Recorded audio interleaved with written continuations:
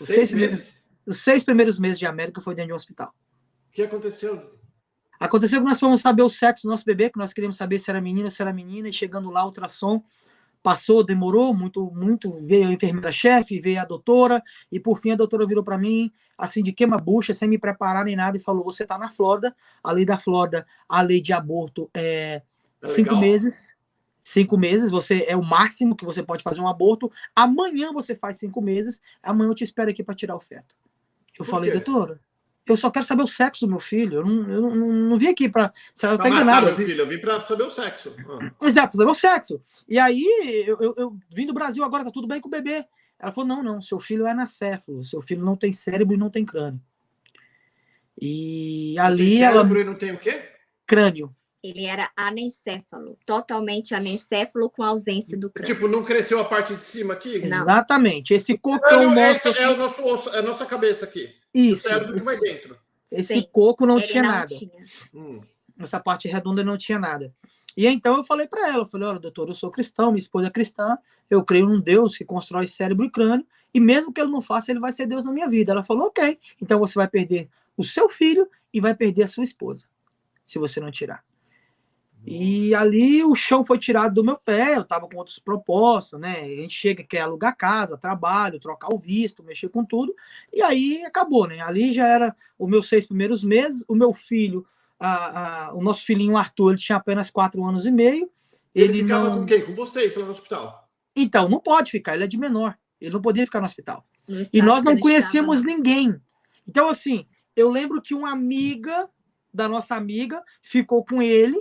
Aí nós fomos para o hospital, do hospital, eu estava lá e liguei, falei, tá tudo bem? Eu fui trabalhar, deixei o Arthur com o meu vizinho. Aí eu ligava para o vizinho e falei, e aí, vizinho, tudo bom? Olha, eu sou fulano de tal, pai do Arthur, tá tudo bem com ele? Ele falou, não, então, eu já fui trabalhar, eu deixei o Arthur com outro aqui, o menino é exemplar, tá de parabéns e tudo mais. Então ele ficou sendo cuidado por algumas pessoas quando a gente não estava ali com ele. Mas, graças a Deus, pessoas maravilhosas da igreja, tudo ocorreu bem, né? Então, eu fui para casa, conversei com ela, falei, amor, eu tenho que tomar uma decisão muito difícil e eu não quero tirar nosso filho. A médica falou que eu tenho que tirar ele, porque senão eu vou perder você também. E ela falou para mim, não, a gente não vai tirar, a gente vai até o final da gestação. E eu falei, poxa, eu precisava ouvir isso, porque eu precisava de um conforto, eu precisava de que você também me ajudasse nessa decisão. Ela falou, não, a gente não vai tirar nosso filho. Deus deu, e se for para tirar, ele vai tirar. Eu tô sentindo o coração dele batendo, eu sinto ele mexer, a gente vê o batimento cardíaco dele na máquina, por que a gente vai tirar? E então a gente decidiu ter o neném. E foi uma tortura muito grande, porque cada vez que você ia para consulta, pré-natal, elas falavam, agora vai para Atlanta, que faz com 6 meses, vai para New Jersey, que faz com 7 meses, outro estado, tira, e se abre aquela pressão para tirar. As enfermeiras falavam, não, tira, não tem problema, depois vai ter outro, o meu para mim foi assim. Então, assim, o apoio para tirar o neném foi muito grande, e para manter nenhum. Então, assim, você chega com objetivo, com planos, com projetos, e chega aqui e Deus tem outro, né? Então, foi muito difícil para a gente receber essa notícia, esse impacto, mas, igual como você disse, a gente tem que dar uma pulada lá para frente. Me fala, passaram os 9 meses? Passaram-se os 9 meses, então chegamos ali com 5 meses, então 4 meses já se passou, aconteceu muita coisa, mas nós temos que adiantar, vamos para o dia do parto. No dia do parto, antes disso, o médico disse, olha, eu não vou fazer o seu parto, porque aqui assim, né? Uma semana antes do bebê nascer, o médico me chama, fala assim, olha, é a última consulta que você está fazendo comigo e eu quero te informar que você tem que procurar outro médico, porque eu não vou ser responsável pelo seu parto, porque eu não quero ter no meu histórico uma mãe e um filho morto, porque eu sei que vocês dois não vão sobreviver no parto. Mas Deus tem um plano de todas as coisas. Eu entrei no hospital para dar a entrada, para fazer o parto. Tentei o parto normal por 3 dias, porque eu não dilatava o suficiente. Fui induzida ao parto. Eu tomei soro para indução do parto. E no 3º dia, eu só chupava gelo, nem água podia beber. Então, no 3º dia, uma médica entrou no quarto e estourou a minha bolsa. Quando estourou a bolsa, eu entrei em convulsão, porque eu já estava muito fraca. E no dia, naquele momento, naquele exato momento, o médico que estava em plantão era ele. Ele não podia omitir, já que ele estava em plantão. Então, o médico que falou que não ia fazer o meu parto, ele fez o meu parto. Ele é considerado o melhor médico do mundo, que cuidam de crianças com problemas sérios, né? Que são problemas assim, com o pulmão para especiais. fora, coração para fora, o órgão, no caso do Samuel, nosso filho. Ele virou para mim e disse, olha, vocês estão cientes do que vai acontecer? O seu filho nasce morto, a sua esposa é 80% que ela vai falecer, e se ela sobreviver, ela nunca mais vai ter filhos. Eu falei, doutor, eu continuo crendo no Deus que eu sirvo, crendo no milagre, respeito à medicina, o seu estudo pode fazer seu trabalho, mas eu creio no milagre. Eles são ateus, uns são bem profissionais, não tem esse jeitinho nosso brasileiro. Ok, então vamos lá. Então, fizeram uma cesárea de emergência, e assim que corta ela, eu escuto um choro. E então, o primeiro milagre acontece, o neném nasce vivo. E, de fato, vivo, chorando, e, de fato, ele não tinha construção, vinha até a sobrancelha, e da sobrancelha aqui, toda essa parte de cima não tinha nada, era aberto, né? Você via dentro da cabeça dele, não tinha assim uma pele, não tinha uma película, não tinha nada, você via dentro da cabeça dele.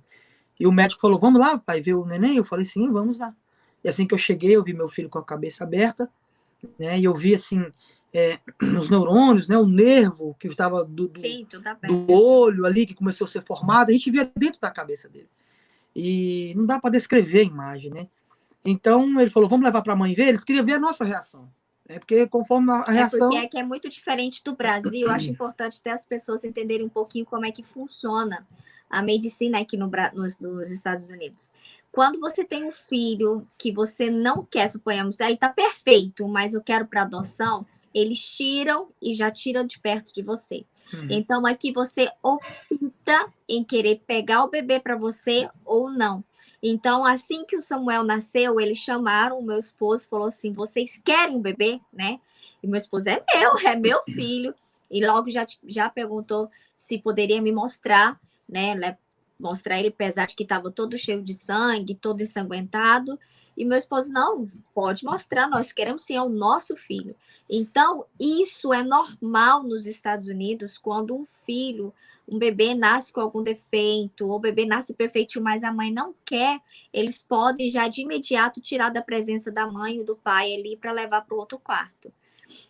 Exato. E aí a gente viu o neném, né? Demos glórias a Deus, falamos glória a Deus, nasceu vivo. E a cabecinha dele aberta, eles colocaram um curativo nele, né? E assim que colocou o curativo, eles pegou e falou assim, ok, o baby vai durar, ele nasceu vivo, não sabemos o porquê, mas ele vai durar no máximo 3 horas. Enjoy, ou seja, aproveite. E então, a gente, com 3 horinhas, ele desceu para o local especial, onde ficam as outras crianças que nasceram com outros problemas sérios, que vivem dependendo de aparelho. O nosso filho, apesar de não ter o cérebro, não precisava de aparelho para respirar, para bater coração, para nada. Ele estava ali só com alguns fiozinhos monitorando ele. E se passaram 3 horas. E o Samuel estava vivo. O médico voltou e falou assim, ele está vivo ainda, a gente não sabe por quê. Mas assim... Ele falou assim? Assim, é muito, muito seco, muito... Aqui eles não medem as palavras para ser falado, eles são muito... Eles estudaram para ser assim. A medicina do Brasil ela é muito diferente, porque a medicina do Brasil, eu creio que eles agem muito com o coração. Aqui já com a razão. Então, eles são meia palavras, eles não medem, né, onde podem atingir. Então, foram curtos e grossos, e graças a Deus, eu e meu esposo, a gente já estava acostumado, porque ao longo da gestação, em todo o nosso pré-natal, eu era chamada de louca. Então, as palavras que eles falavam para mim, eu entrava aqui e saía por aqui. Então, a gente blindou nossa mente, o nosso coração, para não ouvir esse tipo de coisa. Então, eles falavam, aproveita, são 3 horas, mas depois das 3 horas, o Samuel continuava vivo, respirando sozinho, sem aparelho nenhum, movimentando o tempo todo, ria o tempo todo o Samuel. Então, a medicina ali já começou a fazer algo diferente. Todas as pessoas, médicos, enfermeiros que tocavam no Samuel, olhavam para a gente, eles já estavam com a cara toda inchada de tanto chorar, porque ninguém entendia o que estava acontecendo. a enfermeira em mim falou assim, mãe, deixa eu só te explicar uma coisa. Eu fiquei responsável por colocar um dreno na cabeça do seu filho, e porque estava aberto. Então, eu precisava colocar um dreno para que não ficasse, né, aquele sanguentado de sangue. E vou explicar como é que foi. Quando eu estava limpando a cabeça do seu filho, aqui, vou colocar como se fosse aqui, limpando, atrás da minha mão crescia uma película. Eu vi com os meus olhos essa película crescendo. Quando eu terminei de limpar, não precisou colocar dreno algum, porque a cabeça estava fechada. Criou-se uma película tão fininha, mas protetora. Então, eles não precisavam colocar o dreno na cabeça do Samuel, porque ela viu com os próprios olhos uma película crescer. Uau. Deus permitiu a vinda do Samuel para impactar a medicina, para mostrar o Deus que nós servimos. Deus honrou a nossa fé de uma forma extraordinária.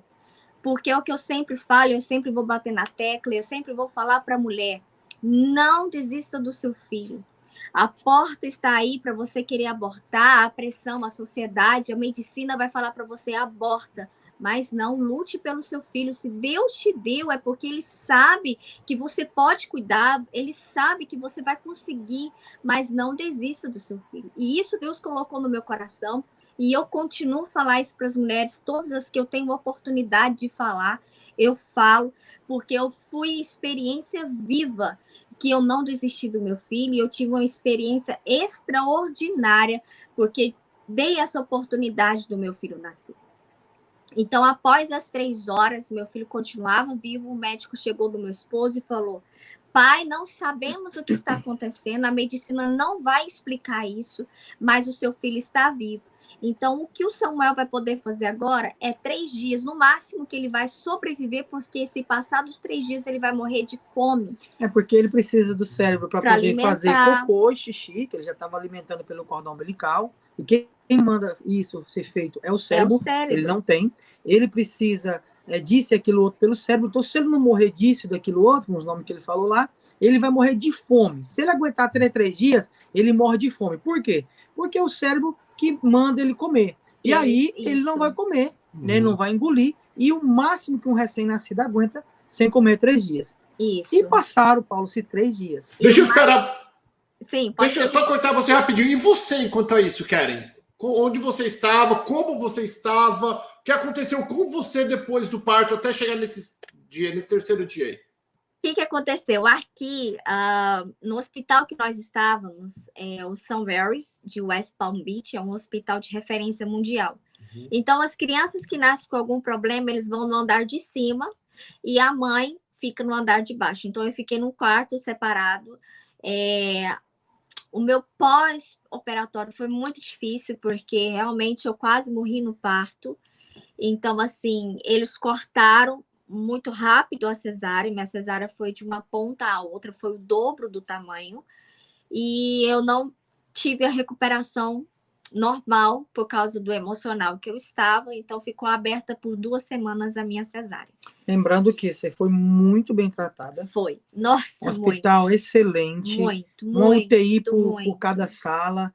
Para você ter uma ideia, o cardápio, né? O cardápio do hospital era salmão com molho branco. Então, assim, foi extraordinário. Maravilhoso atendimento, muito bem, sabe? Então, eu estava tendo todos os cuidados com ela. Isso. Todos os cuidados. E você não estava a par de nada que estava acontecendo, que você tentando sobreviver praticamente, né? Eu fiquei, assim, é muito doido isso que eu vou te falar, porque eu sou cristão também, tenho muita fé em Deus, você pode me falar que eu acredito. Amém. Deus, ele me sustentou de uma certa forma que só ele que me deu essa força.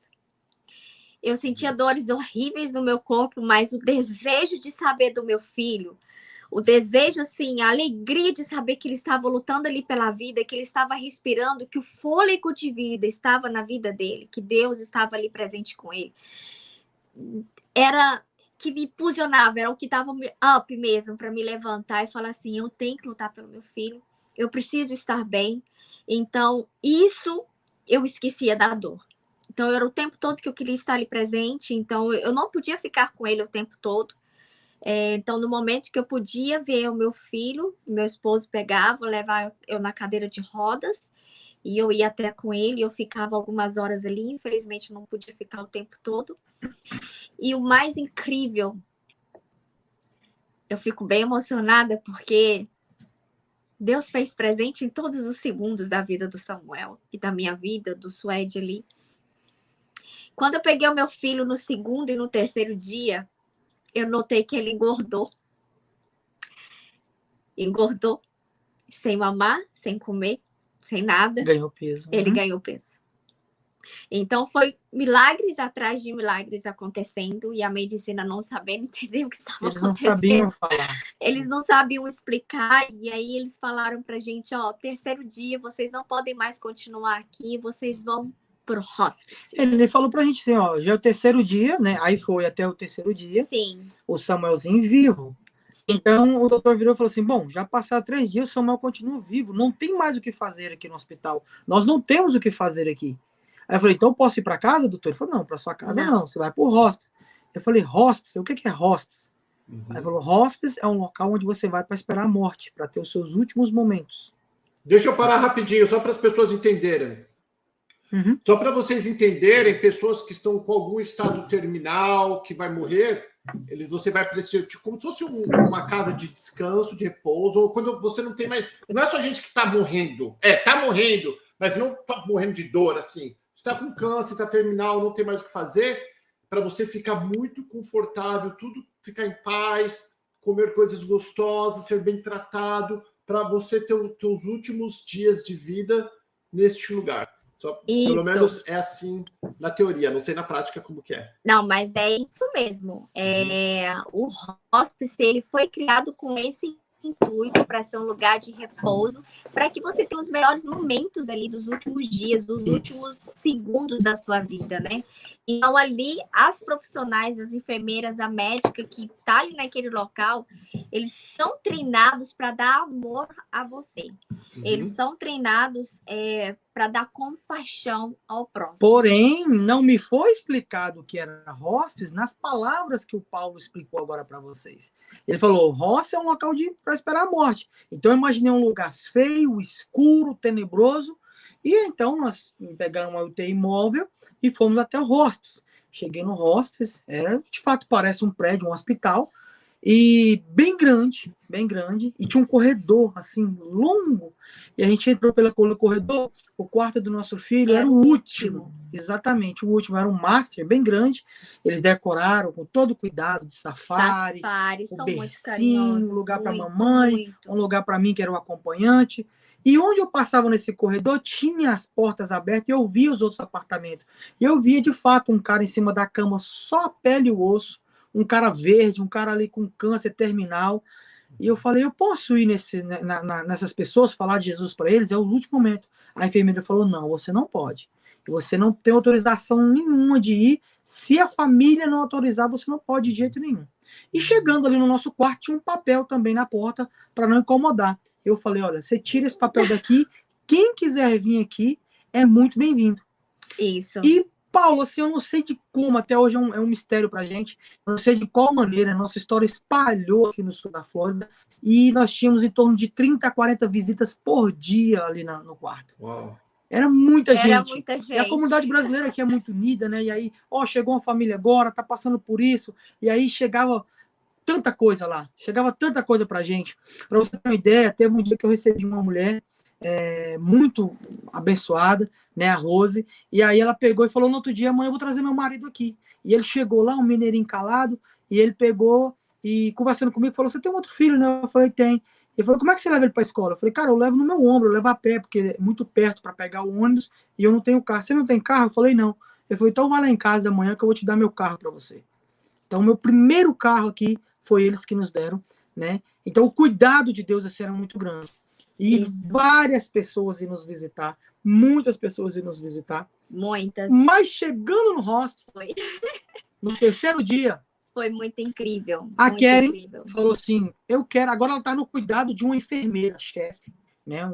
E a médica estava comigo, porque era o primeiro dia também. E eu cheguei na médica e falei assim, doutora, eu preciso amamentar o meu filho está 3 dias sem comer. E ele está com fome. Aí ela falou assim, mas deixa eu te explicar. Aqui você pode fazer o que você quiser com o seu filho, porque você já assinou os papéis, que a responsabilidade é de vocês, o que acontecer é de vocês. Ok. Mas o seu filho não tem o cérebro. Ele vai tentar mamar, ele vai ter um refluxo e vai morrer ali automático. Mas eu falei para ela, eu falei assim, doutora, Deus me fez mãe do Samuel. Eu preciso amamentar o meu filho. A gente não tinha autorização para dar mamar, porque ela falou, não precisa ser estudado para entender isso. Você coloca o peito, automaticamente sai leite, ele não tem o cérebro para engolir, tem um refluxo e morre mais rápido. Sim. E então ela falou assim, não, mas eu vou ser mãe, eu vou dar o peito para ele.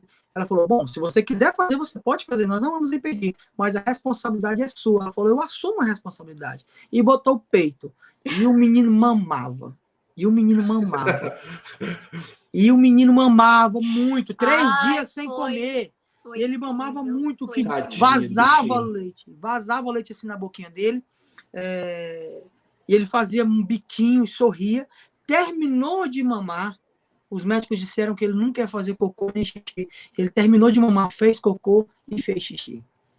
Então, assim, e a médica que estava comigo, as pessoas que estavam, eram mais ou menos umas 10 pessoas que estavam no quarto, que presenciou essa cena, todos choraram. Não tinha um que não conseguia chorar. Porque não tinha explicação. Independente se você acredita em Deus ou não, ali na hora você vai acreditar, você sente a presença. Medicina não explicava, ninguém entendia. Nada. A médica começou a chorar, ela falou assim, mãe, eu não acredito em Deus, porque eu dou com a morte todos os dias. Eu vivo com a morte todos os dias e eu não acredito em Deus. Mas eu acabei de ver Deus. Ela virou pra gente e falou, eu acabei de ver Deus. Então, ela tinha acabado de fazer o curativo do Samuel, ela viu que realmente ele não tinha nada do cérebro. E ali ele mamando, depois ele fez xixi, ele fez cocô, ele ria o tempo todo, ele era um bebê normal. Você via ele com a faixinha, mas ele era um bebê normal, não tinha explicação para aquilo que estava acontecendo, era loucura dos homens, igual a palavra do Senhor fala. Às vezes é loucura para o homem, a sabedoria de Deus, e a gente não consegue entender isso que Deus estava fazendo ali naquele momento. Engraçado que tudo que a gente, né, às vezes a gente tá ali, a esposa fala assim, amor, o neném fez cocô, vai lá trocar. E o cara, pô, o menino cagou, não, eu vou. Ninguém quer mexer com isso. E tudo que nós queríamos era que o nosso filho fizesse cocô. Era tudo. Então, para ver a importância que a gente tem que saber dar glória a Deus nos mínimos detalhes, em tudo. Nosso filho não podia fazer isso. Não. E ele fez. Né? E aí entrou pro 4º dia, pro 5º dia, o Samuel foi mamando, foi engordando, foi ficando grande, corria ali rapidinho para pegar, foi ficando um meninão. Deixa eu colocar grandão. Lindo. Volta pro outro lado. Aí. Assim. Ô, louco! Olha o tamanho do bicho! Ele tinha acabado. Acabou de nascer aqui, tá? Acabou de nascer. Que grandão, que lindo! Aí, aqui é lá no hospital. E então, 4º, 5º, 8º dia, 9º dia, perfeito, maravilhoso. O médico já ia liberar a gente para ir para casa. Isso foi na sexta-feira. Era o 9º dia, na sexta, aliás, 8º dia. O 9º dia foi o domingo, de sábado para domingo. Médica vira para mim e fala assim, papai, mamãe, segunda-feira vocês vão para casa, vocês vão ter enfermeira, vocês vão ter uma visita do médico uma vez na semana. E o Samuel está sobrevivendo aqui, então não tem o que ele ficar aqui no hospice, ele está muito bem. Assim que eu troquei o meu filho, dei banho nele, que foi o meu primeiro banho que eu dei nele, foi na sexta-feira. Limpei, coisa mais linda. Tem as fotos, depois a gente pode compartilhar com vocês, né, outro momento. E eu fui pegar um café no corredor. A Karen estava com a cesárea aberta, não tinha fechado ainda. E então eu ouvi uma vozinha bem... Era na recepção hoje. Eu ouvi uma vozinha bem fininha, bem fraquinha. Amor, amor. Eu olho para trás, a Karen com o bebê nos braços, no final do corredor. Falei, amor, pelo amor de Deus, você não pode nem levantar. Quem dirá pegar peso, não pode pegar essa criança. Põe ele lá. Ela falou, amor, o neném parou de respirar. Eu larguei tudo, saí correndo naquele corredor, que eu chego lá, meu filho estava verde, literalmente verde. Quando nós entramos no hospice, nós temos a obrigação de assinar uma documentação Essa documentação diz que o paciente, assim que ele parar de respirar, eles não têm obrigação nenhuma de dar choque, de ressuscitar, massagem cardíaca. Parou, parou. Aí veio as enfermeiras, ficaram consolando ela, muito atencioso com ela, mas com ele não fizeram nada. E eu falei, gente, esse povo não vai fazer nada. E eu lembrei do documento. Eu falei, realmente eles não vão fazer nada e não tem o que fazer nada.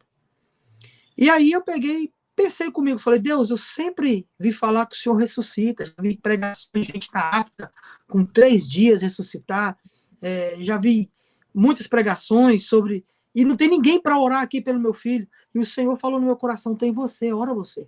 E eu coloquei a mão no peito dele e comecei a ministrar a vida nele. Comecei a ministrar fôlego de vida e orar por ele. Senhor, traz meu filho de volta, em nome de Jesus.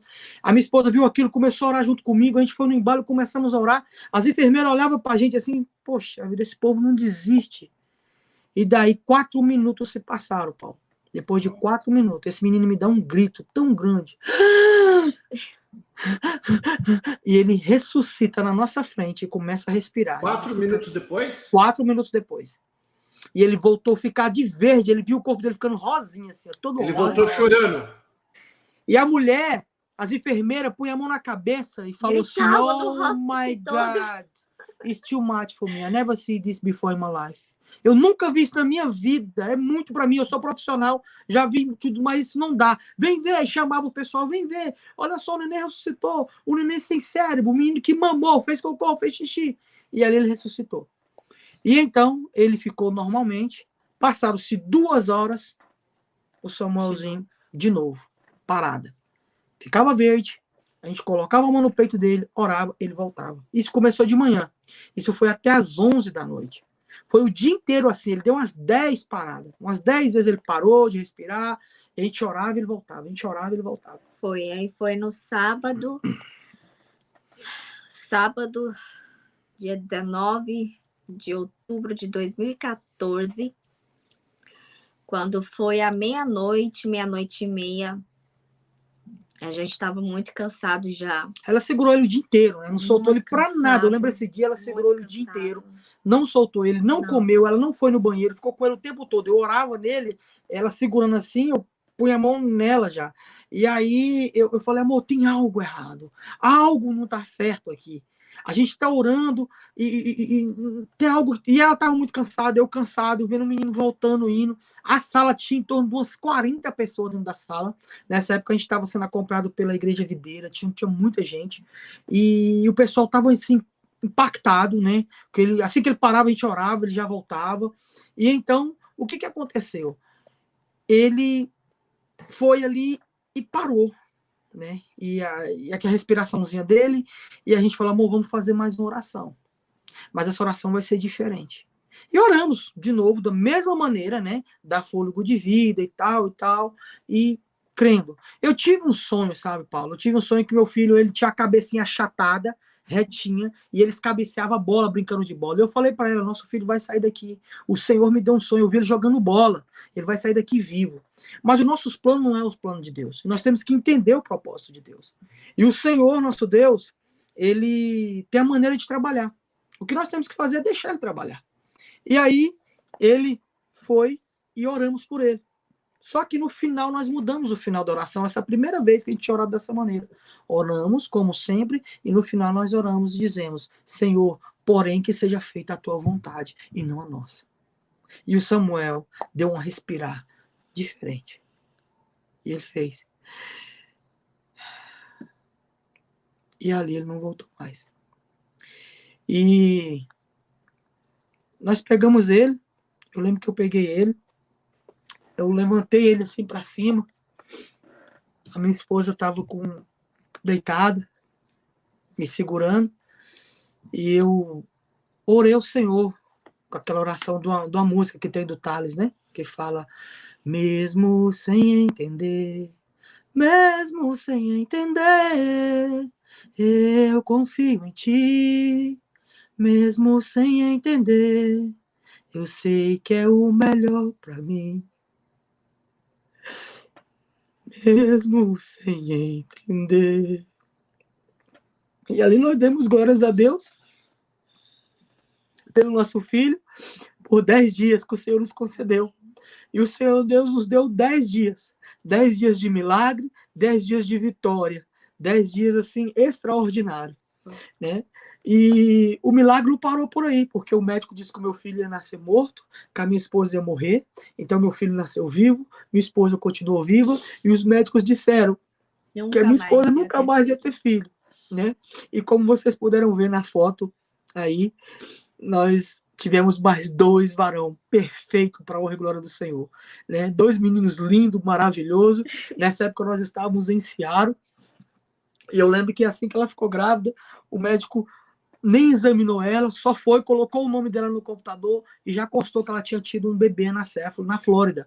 E aí ele falou assim, você teve um bebê anacéfalo na Flórida, né? E então a gente falou, sim. Ele falou, pois quase certeza, 100% que vai vir da mesma maneira. E a minha esposa já ficou assustada e eu falei assim, o Senhor vai nos honrar grandiosamente. Vamos embora desse lugar, nós vamos voltar para a Flórida e vamos ter nosso filho lá. E era plano de Deus, porque as pessoas que disseram que não ia nascer, as enfermeiras que forçaram, ficaram pedindo para ela abortar, o médico que disse que ela não ia ter mais filho, tudo presenciou ela agora grávida de um menino perfeito. Foi. Para a glória de Deus. Perfeito, perfeito, perfeito. As meninas vendo ela, nossa, você de novo, eu te conheço, eu já te vi aqui, eu lembro de você. E aí ela falou, nossa, eu sinto muito, I'm so sorry pelo Samuel. Ela falou, não, ele viveu. Como assim ele viveu? Ele viveu por 10 dias, mamou, fez cocô, fez xixi. Então, a nossa chegada aqui foi realmente para fazer a obra do Senhor. Já foi no início que nós chegamos. E essa obra de imediato se chama Samuel, que foi o nosso filho. Até hoje Samuel vive e vai viver por muito tempo, né? Nós temos contado o testemunho dele, a gente tem recebido convite para estar nas igrejas também, levando a palavra, ministrando, né? E nós temos abraçado essa oportunidade de estar levando a palavra de Deus através desse testemunho, porque